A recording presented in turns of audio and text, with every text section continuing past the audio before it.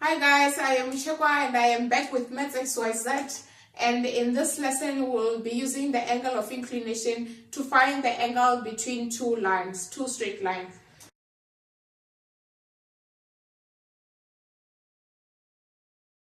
Alright, to find an angle of inclination we have an equation tan theta is equals to m, of which m is our gradient and theta is our angle of inclination.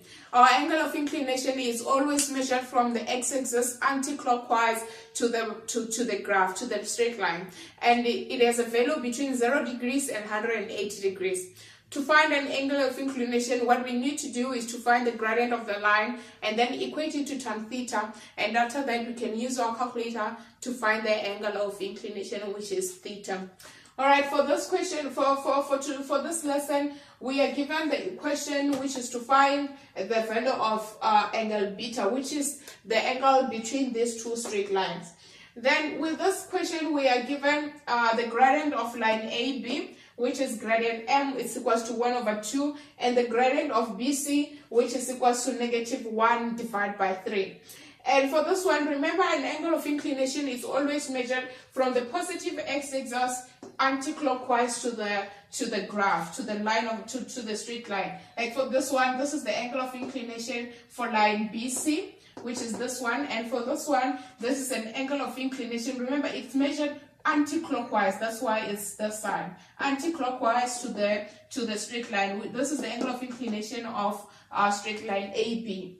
And another thing that you have to take into consideration is if you are given a negative gradient, like for this one example, as m is equals to -1 divided by 3, to find the angle of inclination, which is measured anti-clockwise, you have to add 180 to your final answer so that you can get an angle which is measured anti-clockwise. Unless you will see when you are when we are finding the same angle of inclination that we'll get a negative which is measured clockwise, but then to find the anti-clockwise one, which is this one, we have to add 180.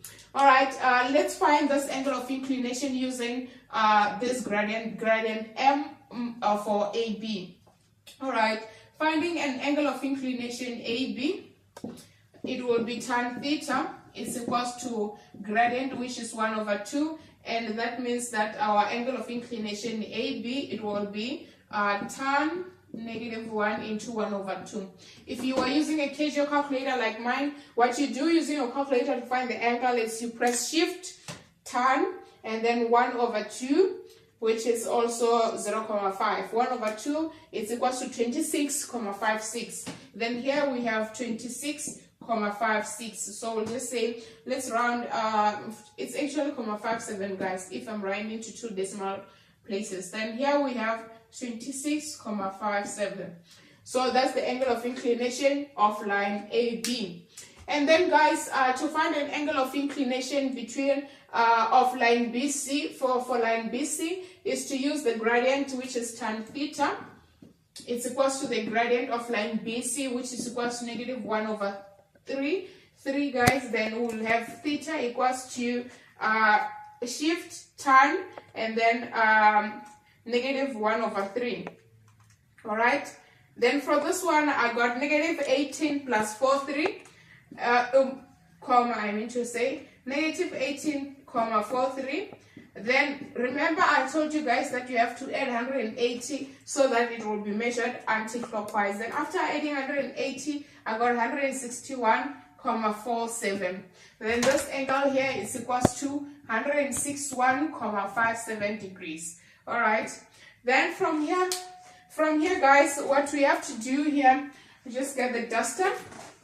Then from here, now that after finding our angle of inclination, what we need to do is to use this two angle of inclination to find the value of beta, which is the angle between the two lines. So what we need to do is to remember a rule of triangle. Remember, with the rule of triangle, it says the exterior angle is equals to the sum of two opposite angles. So this is the exterior angle, which is theta BC.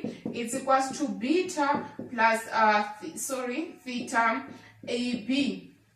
All right, guys, we have two unknowns, which is this. We have two knowns, which is theta BC and theta AB, and we have one unknown, which is beta.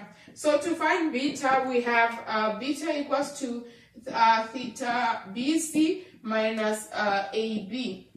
So this will be 161.57 minus 26.57, of which from here we're gonna have 161.57 minus 26.57, and then we're gonna have 135. So this angle here is equals to 135.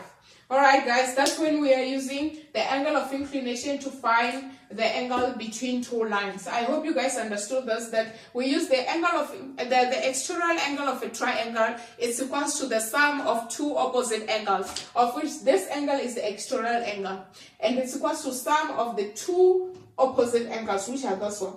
Those two angles, they are the sum of those two angles, they are equals to the sum it's equals to the value of the external angle, which is theta BC.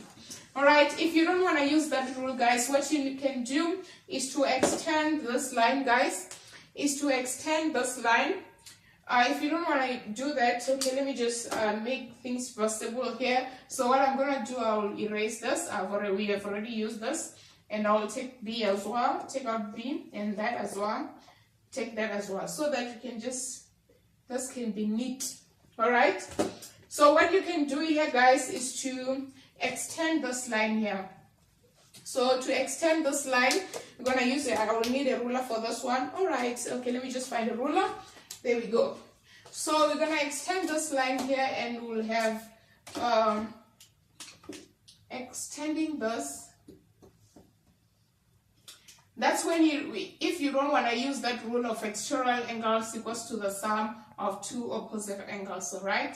Then here we're gonna have a line which is parallel to the x-axis, which is also the x-axis, I can say.